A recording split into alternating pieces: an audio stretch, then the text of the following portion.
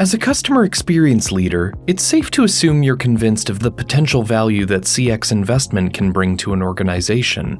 You likely have ideas and plans that could bring out some serious improvements. According to Forrester's Budget Planning Guide 2025 for Customer Experience, 99% of CX decision makers worldwide list CX improvements as one of their top priorities. But, as you may know all too well, it's not other customer experience leaders that you need to win budget from. Those improvements you're prioritizing might come at a cost, and you'll need to make a case for investment that resonates with your leadership team.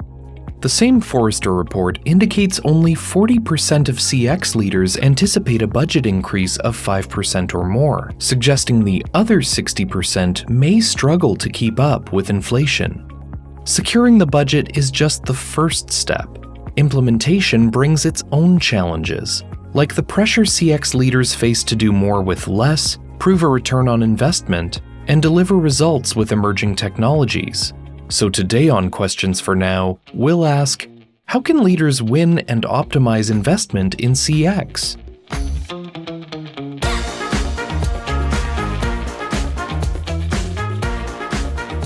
Welcome to Questions for Now, a podcast from TELUS Digital, where we ask today's big questions in digital customer experience. I'm Robert Zirk. The email you've been expecting just landed in your inbox. It's time to start planning your budget for the next fiscal year. So what do you, the CX leader, need to know before you even create a spreadsheet? Jeannie Walters is a customer experience expert, keynote speaker, host of the Experience Action podcast, and the founder and CEO of Experience Investigators, where she and her team work with leaders at a variety of organizations to help shape their customer experience strategies. Jeannie notes the importance of establishing the right mindset about what CX means to your organization. When we talk about continually investing in CX, we really need to remember that experience is a driver in how people make purchasing decisions, not just the first one, but continuing with your brand. So understanding that by investing in customer experience, by investing in removing the friction, by making things easier for customers, you are actually investing in the success of your organization. It's not a nice to have. It is absolutely part of doing business. And the consequences of a lack of investment in the customer experience can have a significant impact on the financial health of the company. Jeannie cited a Qualtrics XMI study that found that 51% of consumers either stopped or reduced spending with a brand following a negative customer experience. I can't think of any other consequence that we would have in business that makes a stronger case for this, right? We need to make sure that if we are investing, let's say, in becoming more operationally effective and efficient, that the flip side of that is not making something require more effort for the customer. We have to make sure that we're always looking at what is actually happening on the customer side of things so that we can help them take the next step that they want to take with us. And if we don't do that, people are voting with their dollars and with their feet and with where they shop.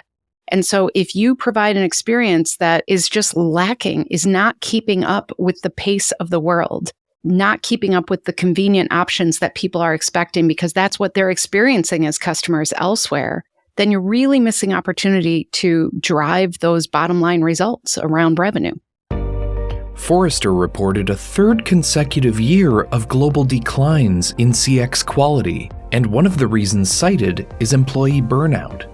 Alain Méric, Vice President of Sales at TELUS Digital, notes that a lack of investment in CX can be a contributing factor. If your team, if your advisors, if people who are talking to customers every day don't feel they have the means, they have the tools, they have the services, the solutions to keep those customers and be proud when they talk to your customers about your brand, I think the morale is dropping. And then it goes into attrition and all the challenges with regards to retaining knowledge and driving efficiencies within the operation. Encouragingly, he's noticed greater interest in the customer experience from C-suite executives. I'm old enough to remember the days where customer experience was a cost base and every C-level leader wanted to reduce that cost within the organization, where today C-level leaders understand the experience, the benefit and the need for a differentiated customer experience, and are more aware of the benefits that will derive from the right investments. As you begin to prepare your case for more budget, Jeannie reminds CX leaders not to confuse measurements with outcomes and to ensure business goals are reflected in their rationale. I really believe that we have to make it a win-win-win all the time. Whenever we're building a business case, whenever we're asking for not just investment of money, frankly, but also investment of people's time, of people's attention, of cross-functional leadership, right? Like, we cannot do this alone. That's part of the challenge of customer experience. So I think when we talk about return on investment, it's really important to think about, what is that doing for our customers? What is that doing for our employees? And what is that doing for our overall organization? And sometimes what that means is talking about some of those stats, like what would happen if we could lower our customer churn rate 1%? What would happen then? And by figuring out, okay, we know that would maybe lead to millions of dollars in certain organizations. If that's our goal, then how can we reverse engineer and say, if we invested here, if we made these improvements, we believe we could have lower churn. Then everybody starts understanding this isn't just about trying to make people do extra. You hear that sometimes, or you hear that it's just about making customers happy. It's more than that. It's about helping customers take the next step with us, with our brand. And so speaking that language can be very important. Get really clear on what you're asking for. And when you talk about investment, get really clear on being realistic around that, because there will be return on any improvements that we make, but we have to connect those dots. And in doing so, it's important to ensure that the expectations you set are both realistic and aligned to specific business outcomes. Get really clear on what the goal is, and then work backwards from there. Because we can talk about things like customer lifetime value, which is a great metric, but a lot of organizations can't quite figure that out yet. They just don't have access to the right data points to really figure that out. So I would look at, what are your organizational goals and what do your leaders really care about? There are some leaders who really care about living the brand promise. That's part of their ethos. That's part of who they are. So you want to look at, where in our experience do we not do that? How can we make sure that we are identifying places where maybe we're not living up to the brand promise that will be really meaningful to that leader? And then break it down further and think about, where are those levers that we can pull? Where are those efforts that we can invest in around customer experience that will influence those outcomes? We use something called a CX success statement, where we break this down, because too often the goals that I see around customer experience, they don't really define what success looks like. So then in a year, people are scratching their heads saying, we invested in all these platforms and we have all this data and we have all these dashboards, but so what, right? We're not seeing the actual outcomes. I like to say customer experience is a mindset, strategy, and discipline, and you have to go in that order. So you have to get the mindset of, who are we to our customers and what's really important? And then you break that down to a strategy of, where can we actually influence these goals that we want as an organization? And then the discipline is really, what do we do every day? Where do we put in our efforts? How do we build those bridges across the organization so we can influence the right actions to get those outcomes? So we know what success looks like, and then we can celebrate when we get there. When gathering data to support your budget, Jeannie asserts that it's important to look at a range of sources: your quantitative numbers, qualitative feedback, and how your customers are behaving. Customers will tell you with not only their words, but also their behavior. We also talk about metrics as if they're final, and really they're indicators. And I want us to use that word a little more often too. Like, NPS is an indicator of something. It's about what people are planning, but it's not really about their behavior.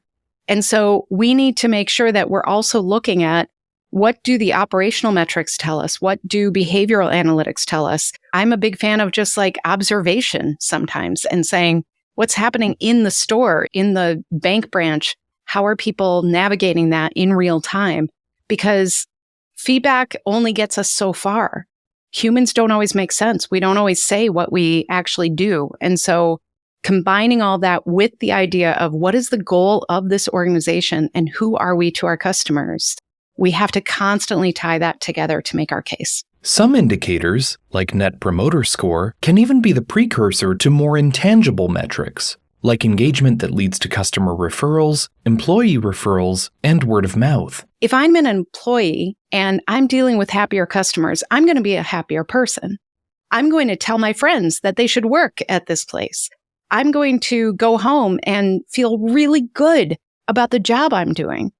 And if we can do that for customers and make them feel connected to our brands and like they're actually valued and cared for, then the intangible is they're going to take that feeling and share that.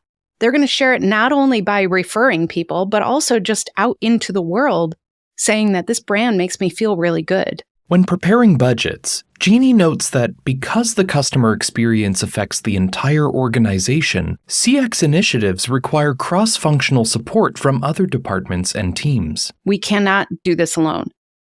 The role that I see that is really confusing to me is when a CX leader is told, your job is to get Net Promoter Score up, right? You're given no resources, no team, and you are not accountable for the changes that need to be made. We could say all day, NPS is low because people hate the mobile app, and that's what's dragging us down. Most CX leaders are not developing the mobile app. So I think part of it is defining what is it we're really trying to do and who else do we need involved? Because if we can ask for that up front, if we can define that up front, then again, people start connecting these dots and seeing that this is not just something that is on a dashboard that isn't really meaningful. This is about something bigger, and it's about really making it so that, again, we have lower costs and higher revenue. Some of the initiatives and programs you may be considering might be longer-term investments that will take time to lead to the goals you've set. Alain notes the importance of finding ways to demonstrate shorter-term wins nested within those larger projects. There needs to be a guide, right? That's the North Star you are aiming for, and how that North Star needs to be depending on your company culture, your market strategy, your cost strategy, and then you can build your roadmap and iterate your investment. I believe today there are lots of solutions that don't need you to commit for 3, 4, 5 years, but that you can bring more flexibility with regards to your investments and adjust and move. Once you have a working budget and an idea of where you want to invest, you'll likely further discuss what you're looking to achieve and what you'll need to get there. Mark Raffan is a negotiations expert, host of the Negotiations Ninja podcast, and the founder and CEO of Negotiations Ninja, an organization that works with some of the world's largest companies, helping teams and leaders to negotiate better and get more value. Mark concurs that proving the link between CX and a return on investment is key. Fundamentally, the logical part of the budget process is about ROI. So if you're competing for ROI, right, whomever you're requesting the budget from is thinking primarily about ROI, there's a ton of data online to be able to show why and how an improved customer experience is going to deliver a higher return on investment. If you just say something to the effect of, hey, if you invest in this customer experience tool that we want, we will generate more money, whomever is going to be reading that is going to go, cool, prove it. How do you know that, right? How can you say that? So being able to show the data and show the research to show that investing in customer experience drives more revenue, you should be able to do that and get that independent research, right? Don't just rely on the research that whomever is selling you the tool is providing you, because that obviously is going to feel and sound biased. So additional third-party research is going to be really important to your persuasion tactics. But also, this is why it's important to work with your procurement and supply chain team to contractually obligate whomever is selling you the idea of the ROI on the CX tool to put that in the contract so that we can say, okay, we achieved this ROI. You are obligated to help us achieve this ROI. If we don't achieve that ROI, what do we get back? right? What penalties are we going to put in place? If we achieve more than the ROI, great. Maybe we'll reward you even more. Fantastic. That's what we want from this process. So making sure that you work with your internal procurement and supply chain team to put those KPIs in place and making sure that we can actually track that process is very important. But making the case for a budget isn't simply about proving ROI. The thing that you have to realize is that you are not just competing for a set amount of budget, you are also competing against all the other people that need that budget. And budget, of course, is limited, and it's going to be distributed to a set number of folks in order to try and achieve the maximum results for the organization. Now, what most people don't also realize is that there is budget being allocated to things that are going to drive less ROI than their projects. How is it that those folks that have a lower ROI drive the acquisition of their budget and you, who has a higher ROI, does not? That's where persuasion and influence come in. And so for a lot of people, they really struggle with this idea of my project delivers a higher ROI, therefore I should get more of that budget. You probably are not doing a good job persuading and influencing the person who allocates that budget in order to achieve that. So in addition to the logical component of the budget, which is making those direct links to ROI and business outcomes, leaders need to consider how they can create an emotional appeal and evoke a particular feeling to bolster their arguments when discussing budget with senior leadership. What you have to try and establish as someone who is trying to acquire that budget is, how am I going to get you to emotionally invest in my way of thinking? But people are primarily motivated by two big things, pain and pleasure, right? So people want to avoid the pain of making a bad decision or acquire the pleasure of making a good decision.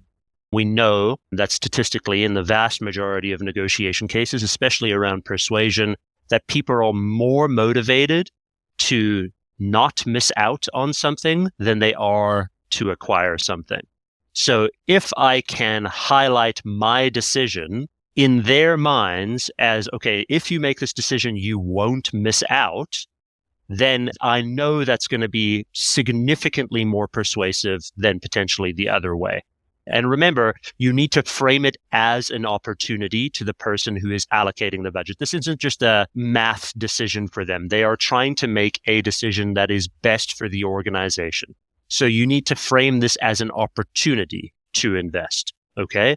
The other side of that is the pleasure side. Most often in negotiation and persuasion, pleasure is most associated with the acquisition of something to gain pleasure, right? So if you do this, you will get all of this additional stuff. You will get this benefit. And if those benefits are emotionally motivating to you, then you will move in that direction. And I have to be able to balance both in the persuasion argument equally, as much as humanly possible. Where a lot of people go wrong is they rely too heavily on pain and the fear of missing out. The problem with that is that it becomes too much of a recurring theme. It's almost like you're using fear as the motivator only. And if you're only using fear as the motivator, then people generally tune out. Jeannie highlighted how a CX leader could approach the emotional appeal to their pitch. I like to include customer quotes, videos, recordings, things like that, at least one. You're not saying that it's representative of everybody. You're just telling one customer story. And the reason that's so important is because you can show those graphs all day long. We've all been there where then you play a recording of a contact center recording that didn't go so well. And that's when the executive sits up and says, oh my gosh, we cannot treat people this way, because we connect that way. We can't ever forget that all of those numbers, all of those percentages, they represent real people and they're living real lives. CX leaders can lead here by connecting with that emotion, with those real life stories, as well as those all important numbers and indicators and metrics. And finally, Mark notes that CX leaders trying to win budget need to reinforce their argument by demonstrating their own credibility. If I have a history of delivering on my promises, showing you that your investment is warranted, showing you that I will deliver on the ROI, you're significantly more likely to give me the money than to someone else who has less credibility. But then the question becomes, how do we establish that credibility if we have none? So if we're new to the organization, or we don't have, let's say, as extensive of a history as the people competing for this budget, we can use what we call piggyback branding to be able to show how our department has executed on projects. So it doesn't necessarily have to be something that you personally have executed on, but you can piggyback off of the credibility of your own organization, your department, to show that they have executed on that value, or give examples from the past that you have executed on before, and that is going to help you establish that credibility. Mark spoke to the most common objections leaders might hear during a budget discussion and how you, as a CX leader, should respond. Can you do it for less? Can you generate this ROI with less money? The answer is no, we cannot. We've calculated what we need to be able to generate that ROI, and we need to be able to do that to generate that ROI. Another thing that you're going to start to think about is decision and solution related to urgency and importance. For example, someone in a budget allocation may be saying, we need to work with this other part of the business because it's more urgent. To which your question is going to be, help me to understand that urgency a little bit more. What is the decision that needs to be made? They want to invest this. Okay. When does that decision need to be made? It needs to be made by this time. That's going to help you really establish what the true urgency is and whether it's actually more urgent than what your request is. Then you need to ask the following question. When does a solution for that thing need to be in place? Because decision and solution are two different things. We conflate them in the budgeting process, but they are not the same thing, right? We say, well, how urgent is this project? What are you asking? Are you asking about the decision for the project, or are you asking about the implementation of the project? Two different things. Make sure that you're separating those when you're asking who is competing for this and when that decision needs to be made and when that solution needs to be in place. But quite equally, it's not just about the urgency and finding out when the decision and the solution needs to be in place. It's about what is the impact to the business. This is when we get into the ROI discussion, right? So what's the impact to the business if that decision isn't made by that time? Why do you want to understand this? Because if someone else says it's urgent, but we actually find out that this decision doesn't have to be made until fiscal calendar next year, is it actually urgent? Could we put this off until the next budget cycle? We can't really put ours off, and we've got to have strong reasoning to be able to prove that. So we need to be able to support that. Now, the other thing is, what is the impact if the solution isn't in place by that time? What's the impact to the business? We won't do those things, but that's not that big of a deal, so we'll just wait longer. So you need to dig into and understand, okay, if you've allocated or decided that you want to allocate budget in another direction, help me to understand why that is. What's going on with that project? What is the urgency? When does the decision need to be made? When does the solution need to be in place? And then what's the impact? When does the solution need to be in place? And what is the impact to that solution? Gotta understand that. Otherwise, you're not going to be actually negotiating for something that makes sense. But it's not a given that the number on your spreadsheet is going to be the number you get back. 16% of CX leaders Forrester surveyed anticipate their budgets will stay the same, and 9% believe their budgets will decrease. So what do you do if the budget comes back and you've received less than what you've asked for? First things first, don't ask for what you need. Ask for more than what you need, right? So a lot of customer experience leaders, marketing leaders go into this budgeting process saying, okay, this is exactly what I need to get the job done. That's how much I'm going to ask for. You've already made the worst mistake possible, which is not asking for more, because whomever is allocating the budget is most likely going to reject that. And if they reject that and you get through the process, they're going to give you less.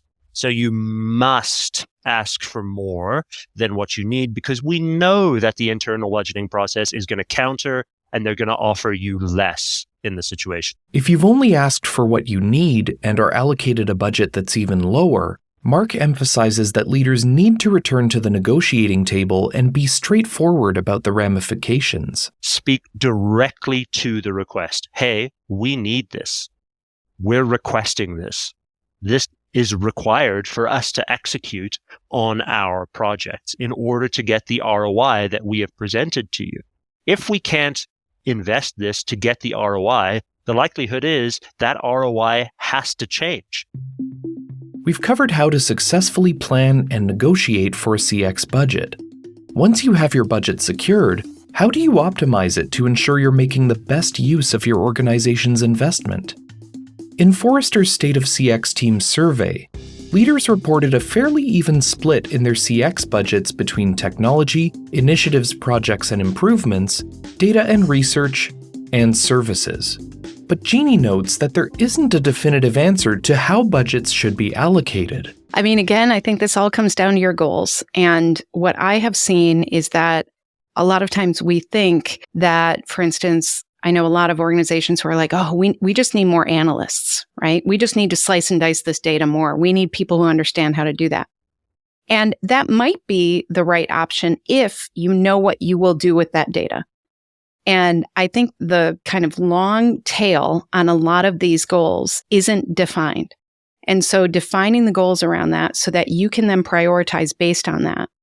And the other thing I always say is like, if you know you're in a position as a CX leader today where you're thinking, oh boy, I need to prove this. I need to get people on my side. I need the leaders to buy in. They're not buying in yet. Then look for where can you have the most impact short term? Where can you actually show the change, show the positive outcomes that you want to show quickly, and look for what you need to invest there. At the same time, have that long-term vision. So then you can say, hey, now that we've done this, let's go ahead and take this next step and invest further. But again, be realistic. I've seen a lot of organizations who just want to do everything.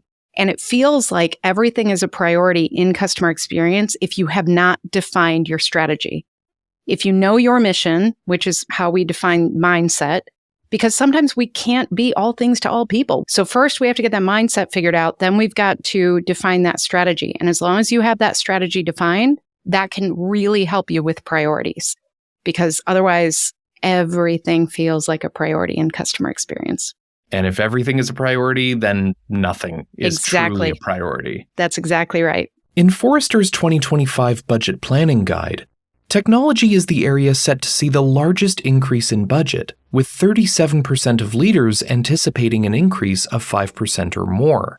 When advocating for bold new technology that may not have as much of a track record behind it, Jeannie advises leaders to take the time to understand how it links to the existing technology framework of the company to ensure that its implementation and use is seamless. Make sure you understand how it connects to other parts of the organization's technology. I think one of the things that we learned as CX leaders during the whole pandemic shutdown, supply chain management had a lot to do with how people felt about their customer experiences. And so customer experience leaders suddenly wanted visibility into what does the supply chain look like and how do we know where to get that information.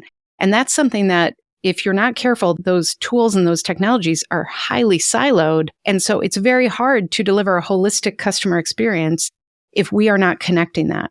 And Mark suggests leaders work with their procurement or supply chain teams to set defined KPIs with technology providers. Number one, make sure that you're working with your supply chain or your procurement department to put KPIs in place with the new technology provider to ensure that they actually can deliver, and make sure that technology provider is contractually obligated to deliver on the ROI that they sold you on. There's a lot of people that get sold on the idea of something without making it contractual with the counterparty. So work with your procurement team, work with your supply chain team to actually get them to put that in the contract with that technology provider.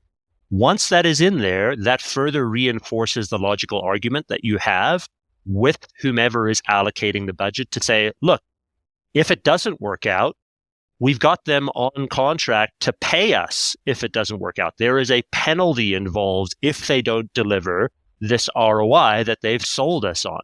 So you need that to be able to support that logical argument in the favor of that. So don't forget about tying in the required organization, in this case, procurement or supply chain or whatever they're called in your organization, to make sure that you are actually executing on something. Besides technology, you'll also want to optimize the human component of your customer experience, the frontline team members who play a fundamental role in delivering your CX.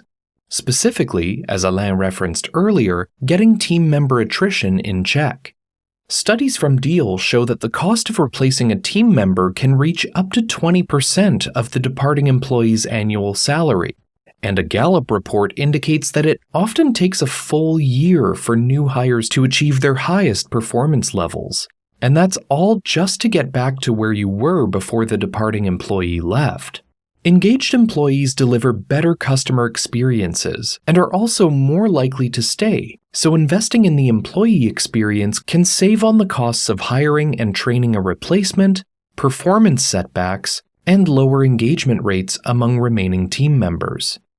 In support of your team members and of your own CX objectives, there is value in taking a hard look at your processes. Alain suggests that new initiatives should be mapped to your processes and introduce new efficiencies. So there are solutions today available to streamline your processes, reduce manual workload. Reducing manual workload by automating tedious processes can better position your team members to focus where their qualities bring the most value, which positively impacts engagement. We are ourselves starting to use it as part of our day-to-day and drive efficiency. So I think, and that's a starting point, because if you can create efficiencies within your operation, you can make a deal a bit with your leadership to say, I'm creating room and space for innovation. So it's a good starting point. And solutions are available today to drive those, but it is available today where you can still create improvements in your customer satisfaction and customer engagement. By creating those efficiencies, you create a pool of resources available to innovate further. And then a couple of other aspects around driving insights and what we call voice of the customers and voice of the customers program, where you can bring back to your organization, either with marketing or product or supply chain, whoever your different shareholder, you can bring back insights that are going to help the company improve and implement better workflow, delivery, supply, enhanced product that are going to drive more competitiveness. Jeannie highlights automation initiatives as opportunities for CX leaders to streamline processes. We sometimes are just not asked to think this way about what are we doing today that we're going to do again tomorrow and the day after that maybe could be automated. And again, I always want to balance this with what is actually happening for the customer. So any kind of change we make on automation, we have to still provide customers choice. So if there are people who don't want to take advantage of the self-service or the automation, giving them a choice, an option where they can call, where they can get the support is really important as well. But I would say that I try to do this in my personal life and with my own small business. We do things just by rote sometimes because that's how it's always been done. And if you really challenge you and your team to think about what could be automated and how could we automate it, there is so much out there right now that can really help with that. Of course, it needs to be tested. We need to make sure that the humans involved are getting the right information at the right time. But I really just think there's a ton of opportunity there. Alain pointed out that with new technology, there are considerations like integration, resource allocation, and data security. And while it can be difficult to keep pace with competitors who are trying to move just as quickly, it's important to take the time to learn as much as possible. There are very good professionals around. There are very clear use cases, either with regards to agent augmentation or with regards to customer-facing solutions. Alain also points to managed services and the value that can be gained from a partnership with a company like TELUS Digital. And then you get help from people who have done it, are a bit advanced, have already learned from maybe some mistakes and can help you. One thing which is interesting, I'm mainly working with tech companies. And when we talk about technology within the customer experience space, they always say to me, their first reply is, oh, we are a tech company. We don't buy tech services or tech solutions from a third party. And I say, okay, when's the last time you had resources available within the organization for customer experience? And then they laugh because they know a lot of the resources, developers, product resources, are dedicated to the core product of the companies, and customer experience is a bit like the last priority. So that's where you can access some companies who are providing those services to help you craft your strategy, your plan, the pilot, and your returns. We have partnerships with leading softwares that are driving those efficiencies within the organization, that are helping, and predictive analytics. So we have those partnerships in place, and we can provide a managed service that will give you a combination of the expertise, the scale, and the flexibility we have. Scale is driving efficiencies, right? If we have scale, working with those software, we can help you benefit from the scale without you going on your own and trying to shop from different solutions and services. You have access to expertise, talent, from strategy to software development to evolving your Gen AI model to make them more relevant to the use cases you're implementing for your customers.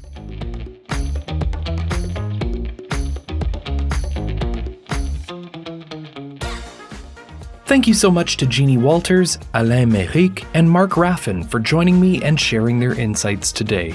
And thank you for listening to Questions for Now, a TELUS Digital podcast. For more expert insights on today's big questions in digital customer experience, be sure to follow Questions for Now on your podcast player of choice to get the latest episodes as soon as they're released. I'm Robert Zirk, and until next time, that's all for now.